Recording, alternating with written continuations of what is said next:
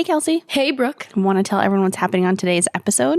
Today, we are going to be going to the space race with John Glen, Woo woo. who's a man, to be clear. And Yes. This is a women's history podcast. Let's draw the breadcrumbs together. Hello, and welcome to Remedial Herstory, the other 50%, the podcast that explores what happened to the women in history class. Now, here's your host, Kelsey Brooke Eckert, and her partner in crime, Brooke Neva Sullivan.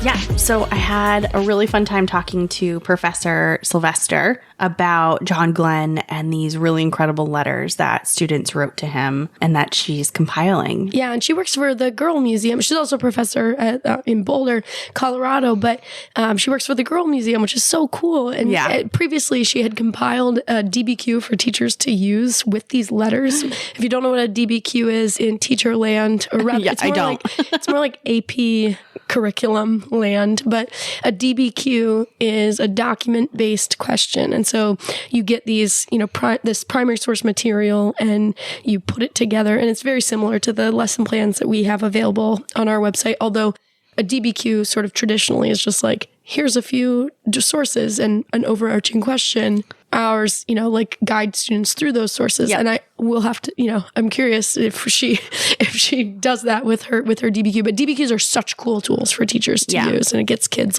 doing history. So, and this one's really fun because it's in a cool time period. John Glen's a really interesting astronaut, and so really deeply gets into kind of the different students and the things that, they were really interested in talking with him about. And he was a really interesting person. I don't know if you know John Glen. Yeah, as previously revealed, you are obsessed with the space race.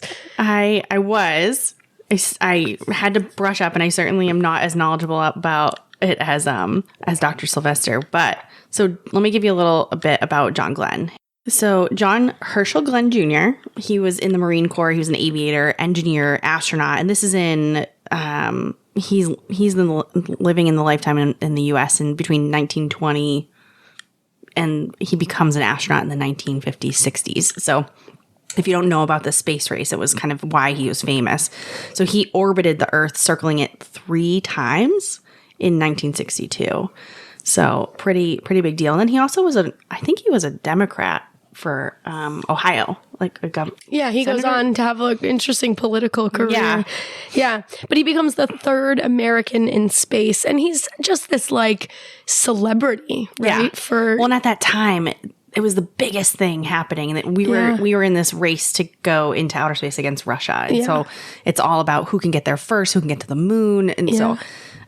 Really interesting. It takes over the cultural imagination. Oh gosh, you think Star Wars comes out of this same time period, but so much happens in our pop culture at that time too, like fashion. So a lot of the wives of the astronauts became really famous, and there's a lot about them too if you're really interested. But Jackie Kennedy Onassis was a really big icon at the time, and the wives of the astronauts became almost just as famous as she was. And so people were always looking to them to see what they were wearing, what they were interested in. There was a lot of this is our first, experience with paparazzi in magazines. And you can imagine kids are just eating all of that up. And men going to space. It was just such a big deal. Yeah. And so, it's been it was really cool to read as a kid, but there's also so much coming out now about the actual women who helped that mission too, that did mathematics and did computer science at the time. And it's really cool. Well, I'm excited to hear from Dr. Sylvester. Yeah. That's awesome. Yeah. I hope you enjoy. I'll let her introduce herself. My name is Roshanna Sylvester, and I am an associate professor of critical media practices and digital humanities at the University of Colorado in Boulder. And originally I'm from Milwaukee, Wisconsin. My parents were both teachers. My mom was a Head Start teacher, actually, for the Milwaukee public school system for a long time. So I grew up in a family where books and ideas and broad experiences mattered a lot. So that's kind of part of what interested me. And I also was always a public school girl. I came up through the public schools. And then when I got into college, I went to the University of Wisconsin-Milwaukee originally. It was the Cold War, right? So being interested in politics meant being interested in what was happening in the world, and specifically the Soviet Union. And so I I thought I wanted to do international relations or maybe political science. So I started taking those classes, and the professors would say things like, "Oh, the Soviet Union is X, the Soviet Union is Y," and I'd say, "Well, wait, how did they get that way?" And they're like, "Oh, that's a history question, and go take some history classes." I did. I took a Russian history course, met a professor who changed my life. Phil Shoshko is a professor at the University of Wisconsin-Milwaukee in the history department. And, it's amazing how just that one person, that one professor, that one high school teacher, that one person in your life who sees you, right, sees something in you, can set you on a whole new path. And that's really what happened for me. Professor Shoshko encouraged me to go on this 2-week study trip to the Soviet Union. And I did. And, it was already like a big deal to get on a bus and go to O'Hare Airport, and get on a big plane and fly, to the Soviet Union. Was just a freak out. So that trip really changed a lot for me. And I came back after these 2 weeks, just being super interested in Russian history, wanting to study Russian, wanting to, learn more about this. As sometimes happens in life, I kind of ended up taking a detour. Took me a while to actually pursue those interests. I had to leave college for a while. But when I did come back and finish, kind of shockingly, I got into the master's program in Russian studies at Yale University. So I moved to New Haven. Once I was there, I decided to switch into the PhD program. So I ended up getting my PhD from Yale. Too much detail to go into, but I ended up finishing my dissertation in Chicago, went back and forth to the Soviet Union, and then with the collapse of communism, spent time in Ukraine and also Russia for about 3 years in the early 90s. When I finished my dissertation, I had a baby, so that slowed me down. When I finally finished, I got a job at Cal State Fullerton out in Orange County, California, worked there for 4 years, then ended up moving to DePaul University in Chicago, where I taught in the history department for 18 years. My husband, who's a computer scientist, was hired at CU Boulder in information science. And at that point, I was the trailing spouse. So I moved, and it gave me a chance at, kind of a later stage in my career, to switch gears and move into doing more creative work. I was sort of tired of doing traditional academic scholarship. And part of the reason for that was the resistance that I was getting from a still very male-dominated, traditionally minded department to the kind of work, the kind of stories that I wanted to tell. The first book that I wrote was a study of the city of Odessa in Ukraine before the 1917 revolution. It's, the stories that I wanted to tell, I think, are so compelling and so interesting, and I really wanted to take them to a larger audience, right? So figuring out how to do that from this new position that I have here has been a really fun and interesting thing. And again, I was trained in Russian history, but for my second project, I was very interested in the early space age, and this moment in particular in April 1961, when for the first time in the long history of planet Earth, somebody escaped, right? And that person was a Russian cosmonaut, Yuri Gagarin, who was the first human in space. And I was thinking, wow, if I was a kid, I was born in 1961, so I don't remember Gagarin, but I definitely remember my dad, waking me up when I was a little girl, to go and sit in front of this tiny little black and white TV, to watch, the Gemini launches and, eventually Apollo also. Right. And so it was hugely, interesting and just so exciting. But, I was born into a world of human spaceflight, but for kids who witnessed that transition, from fantasy into reality, I thought that was just really just very intriguing idea, right? And then I started asking questions like, how did it change a kid's sense of self and life possibility, to know that suddenly it was possible, to do this thing, right?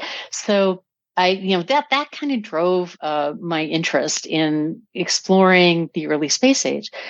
As a Russian historian, I came into it from the Soviet side, from Soviet history, and that meant a very different context, than the American kids, were experiencing. And I found this cache through some space history pals. Turned me on to this little cache of letters in one of the archives from basically fan mail to Yuri Gagarin, and also to the first woman in space, Valentina Tereshkova, another Soviet cosmonaut who flew in 1963.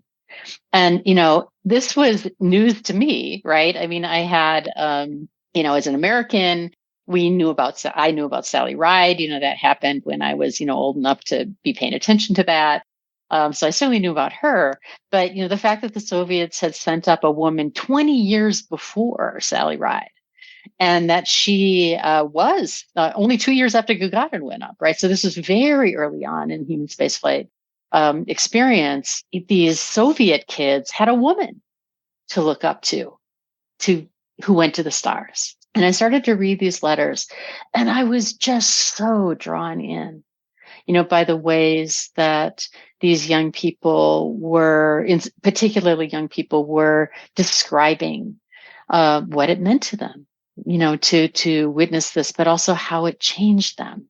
When I came back to America after working with those archival materials, I thought, I'm going to go and check out what these American girls were thinking. So I went to John Glen's archive, which is held by Ohio State University. He was, of course, a longtime senator from the state of Ohio, and deposited all of his papers there, including literally hundreds of thousands of letters that he had received when he was a Project Mercury astronaut. And then you might remember that he went back a second time on a space shuttle mission. He was one of the few people who got to go to space twice. There were letters from that time as well. So I started reading, and happily, what happened with these letters was that the archive couldn't handle this much paper, right? There was too much paper. And so they divided Glen's letters into adults and children, for which I shall be forever grateful, and then by state. And then they took those stacks and they took one and threw out 9. So they basically systematically sampled, right? They took one, they saved one of every 10 letters in each of the states from children and from adults. So it still meant that there were thousands and thousands of these letters, from kids that I was able to work with. From those, I selected several hundred that I really thought were motivated more by a young person's own interest than by being compelled to write by a teacher or a parent or a Girl Scout leader or whatever, right? There really seemed to be something that the young person, the girl, wanted to do for herself in some way, right? And each of those letters is a window, into a life, into a set of experiences, into a context. They're just wonderful. These letters came from all over the country. I have children writing from rural areas, from big cities, from new suburbs. I have someone writing from Levittown in Pennsylvania. I have people writing in Braille, sending letters in Braille. There was a letter that came from, at the time called, a handicapped teacher, a teacher of a handicapped girl, who was developmentally disabled, who was talking about how much she, was impacted by listening to Glen's flight experience. So there was just so many different things. And so I was totally hooked. And, one of the things that really struck me too about when comparing and contrasting with the Soviet girls' writing was that on the Soviet side, the girls and young women had this sense of entitlement. They're like, I live in the Soviet Union. It says right here, girls and boys are equal. There's no differences in the sexes. And this was, of course, part of, official Soviet ideology. where's my ticket? When do I get to go to space? Where's the cosmonaut school? They were so sure of themselves, right? And of their society's ability to make this happen for them, which, ultimately was misguided, but still was for them really real in the moment. So I'm hearing those voices, right? That confidence. But the girls in America, what I read over and over and over again was, I'm just a girl, but I'm just a girl, but do you think NASA ever will let a girl go to space? I know I'm just a girl, but I really love science. I'm so interested. All I can think about, I've got space fever. All I can think about is going to space. The differences were just incredibly striking. And, if I can switch to, one of my favorite letters that came from Coleman, Michigan. This letter came to Glen a little bit later than the others. It came in on June 29th, 1963 was the date of the letter. So Tereshkova had already flown in space. The first woman had already flown. So it was, about a year and a couple months after Glen's flight. She opened her letter. She said, "Dear Lieutenant Colonel Glen, I'm a 14-year-old girl. In most respects, I am completely different from the normal girl. Because I like astronautics and space travel so well, I start using rocket lingo in school and at home, and quite often my school pals tell me in a joking way to stop talking science or they'll throw me out.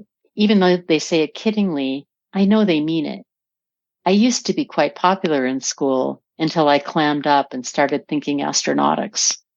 I have 4 girlfriends I mainly go around with, but when it comes to boys and clothes, I would rather talk space. So they kind of pair off and I'm left alone." So just in that one paragraph, the way that she situates herself in this context, right? 14 years old, her girlfriends are interested in boys and clothes. She's not. So she's not normal.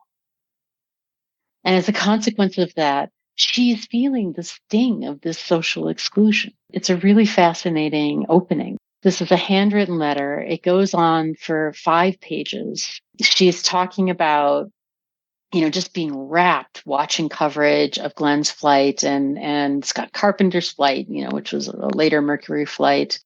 She talks about how, in the future, I want to work in some phase of astronautics. At the present, I'm reading and studying everything of space and space travel that I can get my hands on. My goal for the present is to someday soon get down to see you and the rest of the astronauts and visit Cape Canaveral and see the new manned space center near Houston and NASA's headquarters. They are high goals, probably too high, but no one can realize how much this means to me, for I have no other plan or goal or even desire to do anything else or be anything else. I've got to do this. So that kind of power is just stunning. As I mentioned, this is by far one of my favorites. But this sentiment, this idea, this very powerful drive to be involved, not just witness, but to be involved, was up against this, all of these social pressures, social convention that were telling girls and young women, no, you can't. You can't. STEM, what we now call STEM, is a male dominated occupation. That's not the road for you. And the lack of encouragement that they were getting, as opposed to the strong encouragement that girls in the Soviet Union were getting, was again just a very marked contrast, and one that I really wanted to explore in more depth. That's a very long answer to how I got here, but I love that. Well, and so you're talking about a lot of sources that teachers can pull into their classroom too to talk about this time period. What's kind of the area that this really comes into play in history classrooms? And when you think about secondary education, when do you think this fits, and where can we really start to put it in so that we can have these voices and narratives come forward? There's really two things to think about here. One is, the space race cannot be, it must be contextualized within the Cold War. So for me, I have I'm sure you heard it, I'm especially interested in girls, in girlhood. That the name of the big project that I'm working on is Dreams in Orbit. Soviet and American girls are the subject of this, kind of situating them in the early space age means situating them in these Cold War contexts. The Cold War is something that's still taught. The Cold War shaping attitudes about the need for young people to be involved in science, technology, engineering, and math education, right? To excel in those fields, kind of takes us into that kind of big set of historical contexts. Now, we also have to think about the STEM gender gap.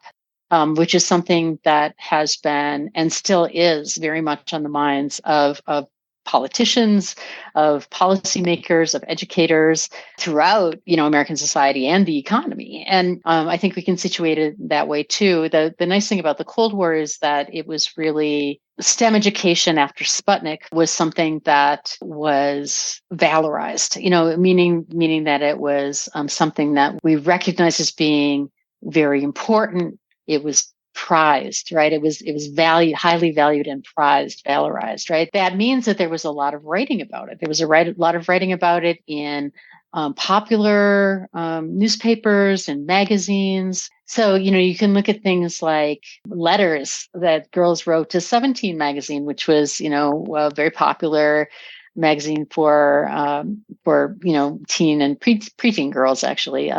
And 17 was surprisingly progressive in terms of encouraging girls, to move in the direction of science and technology in their own lives. We can look at things like, how many girls and young women were moving into STEM educational and career paths. Later on, we can look at the number of women who are majoring in STEM fields. We have statistics on that, so those are great primary sources to use for this. But we can also look at things like, the Jetsons and Lost in Space and Star Trek, and all this pop culture that was swirling around. We can look at things like children's toys and games. That had some relation, to space or STEM. I look at a lot of those sorts of material culture of childhood, kinds of source materials. I look at My Weekly Reader, which was a newspaper that was handed out in schools to young people across America. It had a very broad readership, and how the space race, human space flight, but also STEM more generally was being represented in these highly gendered ways. I think about it as a constellation. A girl is a star in a constellation. And, the other stars in that constellation are, these messages that she's getting through mass culture, from teachers, from peers, from big ideology, from, top level educators, policymakers, politicians, all of that stuff. And, I'm looking at a moment, the early space age. I really go from about 1957 when Sputnik went up to 1964, 1965. Apollo kind of takes us into the later part of the 60s, where we have many other factors in play, including youth, rebellion in a lot of different ways, counterculture movements, the women's movement, which really does change a lot, for sure. We wouldn't have had Sally Ride if it wasn't for the women's movement. But I'm really situating it here in the early space age, that you can already see in these girls' letters some resistance, some pushback. You get those voices. And I should mention another primary source, the 1950 census, which just came out last year. When the 1950 census, or actually, yes, last year, when it went live, I dove right in and started to find the backstories, of these writers. And, as you know, when what frequently happens with girls, at least in our culture, is they get married and you lose them in the record. If you can't find a marriage license or sometimes through a parent's obituary or something, it'll say the married name. So Ancestry.com, I dove into that. And then also newspapers.com, which, is another paywall. Unfortunately, you have to pay for that, but it's a bunch of digitized newspapers. There's another letter that came from a 14-year-old writing from Letitia, Kentucky, which is way up in Greenup County in very rural Kentucky. She opened her letter. I'm not writing this letter to you as an astronaut, but rather to you as a minister interested in science. We read part of your life story in our Sunday school literature, and I felt I would like to know more about you and hear more of your views on space travel. My parents say scientists and astronomers are interfering with things God hasn't intended us to know about. They say God has given us one planet to live on, and we should be satisfied. How do you feel about this? They say the public has tried to make these men gods. Do you think so? Are my parents so very old-fashioned and set in their ways so much they won't accept new ideas? Or am I too ready and willing to believe most everything? I'm sure I'm not the only American teenager in doubt about these things. Please help us if you can. Tell us your views on these subjects. I would appreciate an answer. So these questions of science and faith are still very much with us, as we're moving more aggressively into space exploration with the return of NASA's Artemis project, which is, within a couple of years from now, if there will be women on the moon for the first time. Obviously, plans through private space companies like SpaceX, et cetera, to go to Mars. Mars missions through NASA also. All of these questions about God in the heavens are still with us. And it also gets us into, questions that obviously are controversial in K-12 education, about creationism, people who are resisting, into our own 21st century here, notions of scientific authority. A letter like this takes us there. Right. This particular letter, it's interesting because I have a reply from Glen. The archives, we don't have very many replies. But in this case, Glen did write back. He said, thank you for your letter, asking for my opinion of science and religion.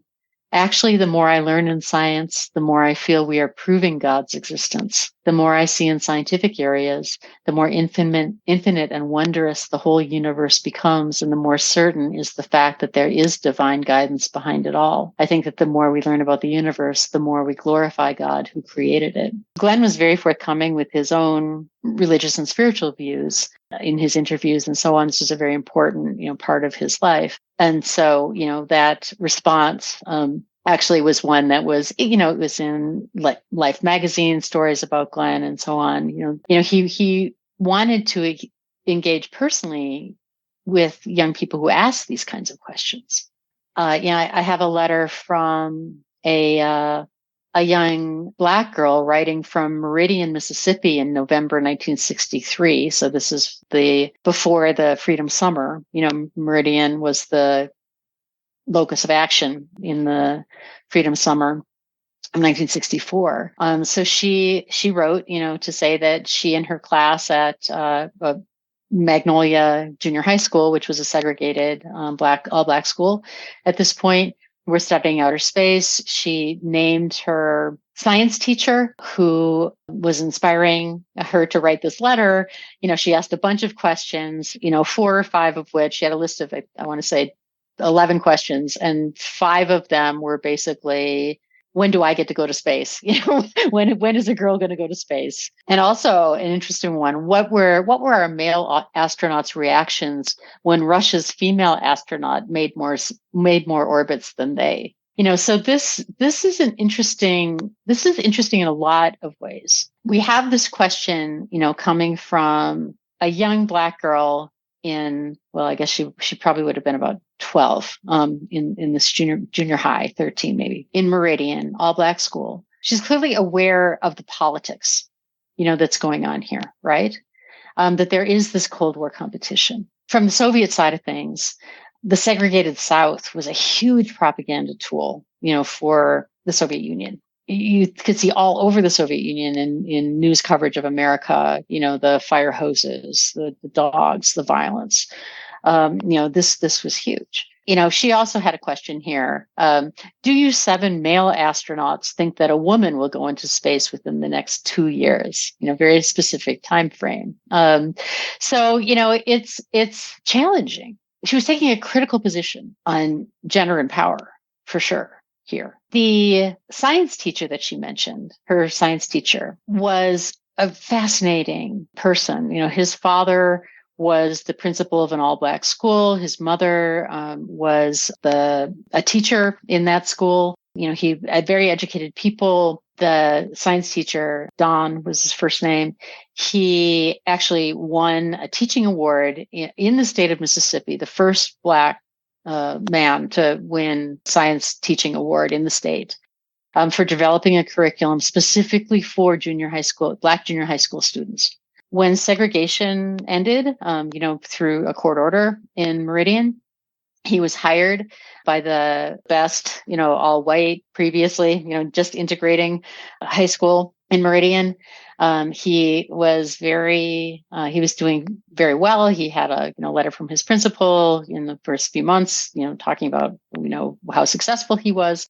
They gave him, the integration order started on January 1st. So, he started mid-year, and they gave him as a homeroom, the first Black kids who were coming into that school. That was his homeroom. So those kids, a few months later, staged a sit-in to raise awareness about how they were being treated in school, which was not very well at this point.